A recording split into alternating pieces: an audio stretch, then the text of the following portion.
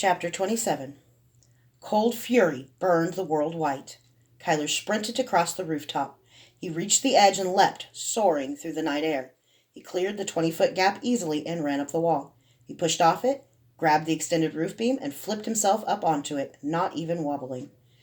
He'd done it all while invisible, a fact that would have pleased him immensely a few days ago. Today, he had no ability to feel pleasure at all. His eyes scanned the dark streets. Before he'd left, he'd cleaned Jarl's blood from the floor. He wasn't going to make Elaine deal with that. He'd taken his friend's body to a cemetery. Jarl wouldn't rot in a sewer like some gutter shite. Kyler didn't even have the money to pay a gravedigger. Thanks God. So he left Jarl and swore to return. Jarl was dead. Part of Kyler didn't believe it, the part that had thought the soft life of a Wadrian healer might be his. How could he have believed that? There was nothing soft in a night angel's life. Nothing. He was a killer. Death rose in his passage, like mud swirling behind a stick dragged across the bottom of a clear, still pond.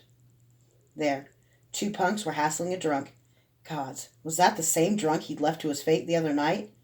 Kyler dropped from the roof, swung off the next level, and in 10 seconds was on the street. The drunk was already down, bleeding from his nose. One of the punks was tearing the man's purse from his belt while the other stood watch, a long knife in his hand. Kyler let himself shimmer into partial visibility, muscles gleaming iridescent black, eyes black orbs, face a mask of fury. He only intended to scare the knife wielder, but as the hoodlum's eyes widened at the sight of him, Kyler swore he saw something so dark in them that it compelled him to act. Before he knew it, the punch sword was drinking Hart's blood.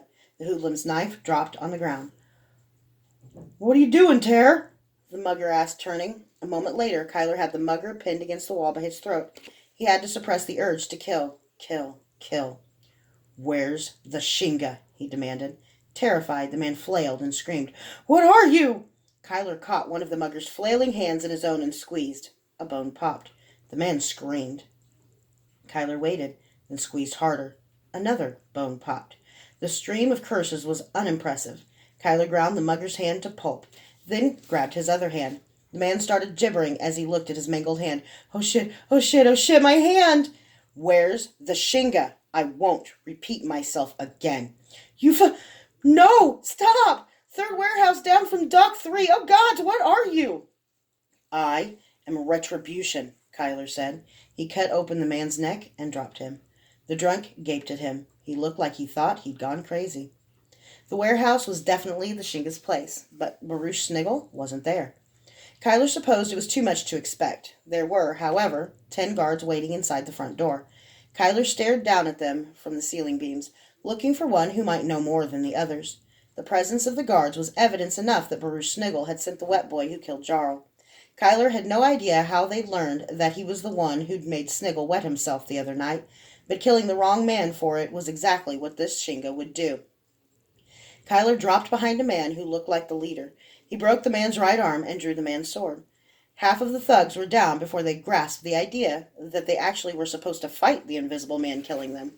Those who fought poorly. Dress a thug in armor and give him a sword instead of a cudgel, and you don't get a soldier. You get a thug who swings a sword like a piece of wood. They hurried to death's embrace. Kyler stood over the leader, the last man alive, and again allowed his eyes and face to become visible. He put one foot on the man's broken arm and touched the sword to his neck. "You're the wet boy," the man cursed. He was sweating, his broad-faced pasty. His bushy, black beard quivered as he trembled. "He said you were a girl." "Wrong. Tell me," Kyler said. "The Shinga said he pissed off some Cenarian wet boy. We were supposed to kill you if you came here." "Where is he?" "If I tell you, will you let me live?" Kyler looked into the man's eyes and, curiously, didn't feel or imagine, or whatever had been the other times, the darkness that demanded death. "Yes," he said, though the killing rage was still on him.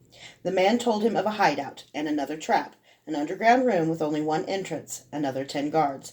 With teeth gritted against the white, cold fury, Kyler said, "Tell them the night angel walks. Tell them justice is come."